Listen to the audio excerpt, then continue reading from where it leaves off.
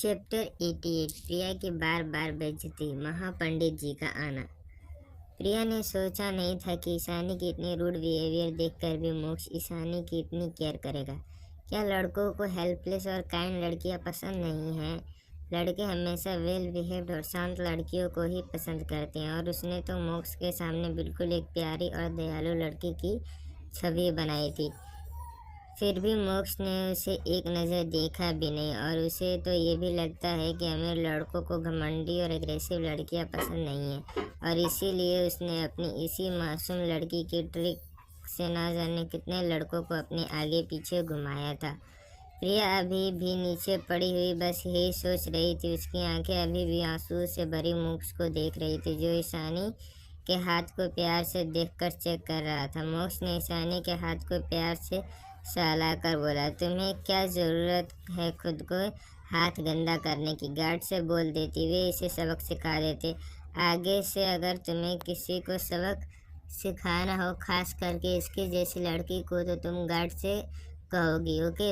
ईशानी को मोक्ष की बात सुनकर हंसी आ रही थी। उसे अच्छे से समझ आ रहा था कि उसका हबी इनडायरेक्टली प्रिया की बेइज्जती कर रहा है। वहीं मोक्ष की बात सुनकर ईशानी के साथ ये प्यार भरा अफेक्शन देखकर तो प्रिया का दिल जल रहा था। उसे अपनी बेइज्जती महसूस हो रही थी, पर वे मोक्ष से भी ज़्यादा कुछ बोल नहीं सकती थी, इसीलिए सिर्फ बेइज्जती का घूंट पीकर रह सकती थी।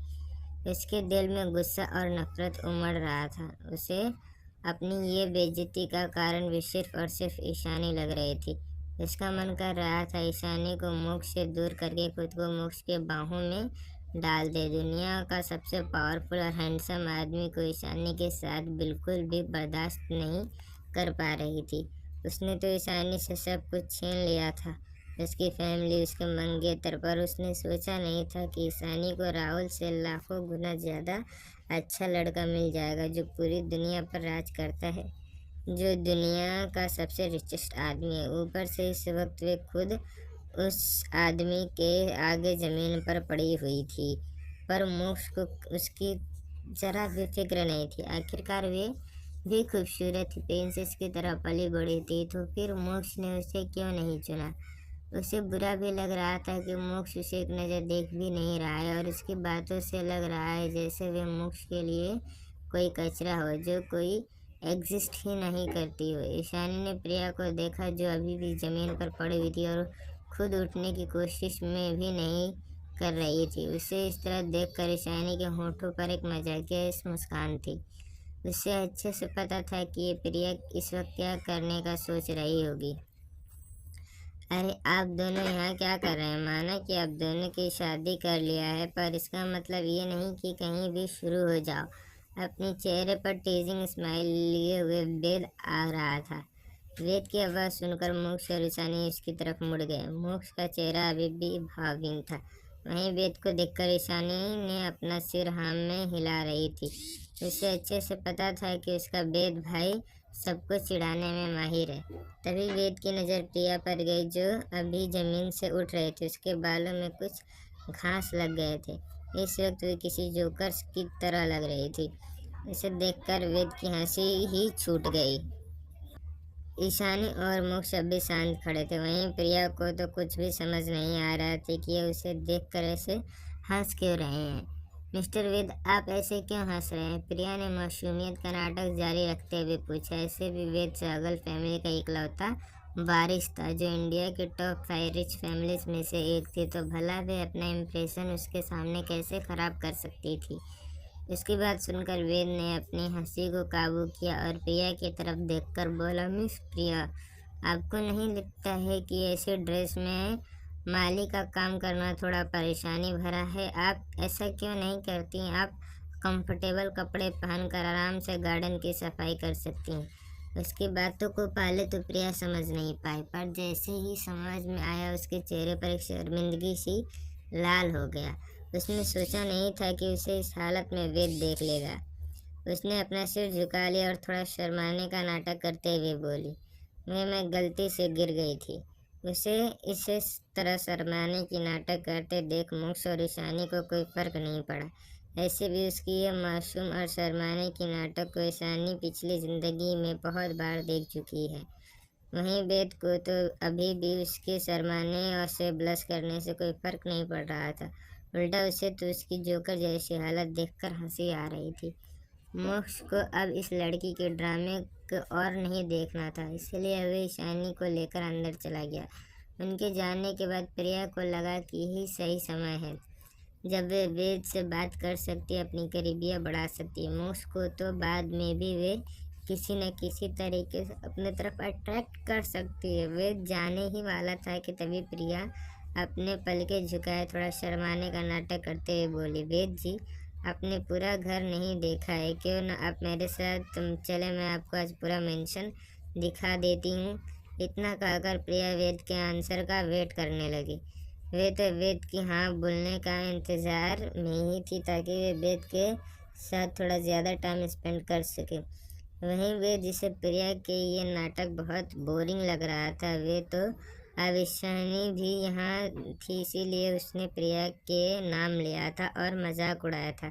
प्रिया का वरना उसे तो इस घटिया लड़की का नाम तक पसंद नहीं था जिसे उसकी प्यारी बहन की खुशियाँ छीन ली थी। यह सोचकर उसकी आंखें फिर से पहले की तरह सर्द हो गईं। अभी वे वेद नहीं लग रहा था जो ईशानी के सामने प्रिया का मजाक उड़ा रहा था। अभी वेद बिल्कुल ऐसा लग रहा था जैसे दुनिया के सामने था, बिल्कुल कोल्ड एंड एरोगेंट। वहीं प्रिया जो मासूम बनने का नाटक कर रही थी, एक पल के लिए वेद की कोल्ड आंखें देखकर डर गई। उसे समझ नहीं आ रहा था कि उसने ऐसा क्या गलत बोल दिया जो वेद उसे ऐसे गुस्से से देख रहा है। मिस प्रिया, मैं यहाँ अपनी बहन की जन्मदिन की पूजा में आया हूँ, घूमने नहीं आया हूँ। वैसे भी मेरी बहन के अलावा ऐसा क्या खास है इस मेंशन में जो मुझे देखने की ज़रूरत पड़ेगी। इतना कहकर वेद प्रिया को घूरते हुए वहाँ से चला गया। वहीं प्रिया तो मानो अपनी जगह पे खड़ी वेद को जाते हुए देखती रह गई। उसे आज बार बार अपनी बेइज्जती महसूस हो रही थी। उसने अपने गुस्से में अपनी मुट्ठियाँ कस ली और जिस तरह वेद गया था उसी तरफ देखकर अपने आप बोली, क्यों क्यों क्यों उस ईशानी के पास ही सभी अच्छे और अमीर लड़के मंडरा रहे हैं। पहले भी तो मैंने उससे सब कुछ छीन लिया था, अब भी ऐसा ही होगा। चाहे कुछ भी हो जाए, मैं फिर से ईशानी से उसकी सारी हक और खुशियाँ छीन लूँगी। चाहे कुछ भी करके मुझे मोक्ष का दिल जीतना होगा। एक बार मोक्ष मेरा हो जाए, उसके बाद मैं उस ईशानी को देख लूँगी। इतना कहकर वे भी अंदर की तरफ जाने लगी, पर उसे ये नहीं पता था कि उसकी ये सपना कभी सच नहीं होने वाला था। सब हॉल में बैठकर बातें कर रहे थे। प्रिया छुपते हुए पीछे से चुपचाप अपने रूम की तरफ चली गई। वहीं नीचे सभी बैठे थे, तभी अविनाश जी का असिस्टेंट आया और उनकी तरफ देखकर बोला, सर, पंडित जी आ गए। उनकी बात सुनकर सब अपनी जगह से खड़े हो गए। तभी महापंडित जी और गुरु जी अंदर आए। सब उनके पास ही आशीर्वाद लेने के लिए चले गए। एक एक करके सबने आशीर्वाद ले लिया। ईशानी और मोक्ष ने साथ में आशीर्वाद लेने गए। मोक्ष ने ईशानी का हाथ पकड़ रखा था। महागुरु जी ने उन दोनों के सिर पर हाथ रख कर आशीर्वाद दिया। फिर महापंडित जी ने भी उन्हें आशीर्वाद दिया और मोक्ष और ईशानी को देखकर बोले, तुम दोनों का जोड़ा तो स्वयं महादेव ने बनाया है और दोनों का साथ तो विधि का विधान है। दोनों हमेशा खुश रहो। उनकी बात सुनकर सारे परिवार वाले खुश हो गए, खास करके कनक जी और कल्पना जी। फिर दोनों ने गुरु जी का आशीर्वाद लिया। भला वे दोनों खुश क्यों ना होते। आखिरकार मोक्ष और ईशानी का साथ तो स्वयं महादेव का आशीर्वाद था। बाकी सब भी खुश थे। ईशानी के दोस्त भी खुश थे। रविकांत जी और प्रभात जी बहुत ज़्यादा खुश नज़र आ रहे थे। वे दोनों तो यही चाहती थी कि उनकी पोती की ज़िंदगी में कोई ऐसा आ जाए जो उसे हर खुशी दे जिसकी वह हकदार है। जो खुशी उसे यहाँ मेरा फैमिली में नहीं मिली, वे खुशी तो देने के लिए चारों फैमिली और थे, पर उन्हें हमेशा बस यही चाहिए था कि ईशानी के जीवन साथी के रूप में कोई अच्छा लड़का मिल जाए। और मोक्ष में उन्हें वे सारी खूबी नज़र आ रही थी जो वे अपनी पोती ईशानी के होने वाले पति के अंदर देखना चाहती थी। वहीं सुकेत जी और आरती जी कुछ बोल ही रहे थे, पर वे भी अंदर ही अंदर खुश थे।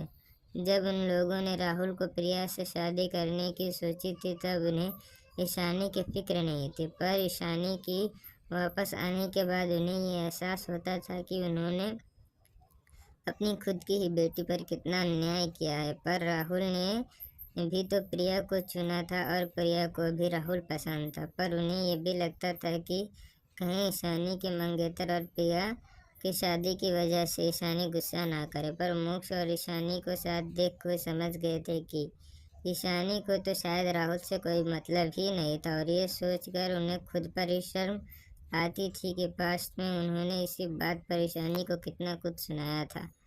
तब उन्हें लगता था ईशानी प्रिया को घर में परेशान करती है और उससे उसका हक छीनना चाहती है। उन्हें यही लगता था कि ईशानी शायद राहुल और प्रिया के रिश्ते से खुश नहीं है, क्योंकि ऑफिशियली राहुल तो ईशानी का ही मंगेतर था।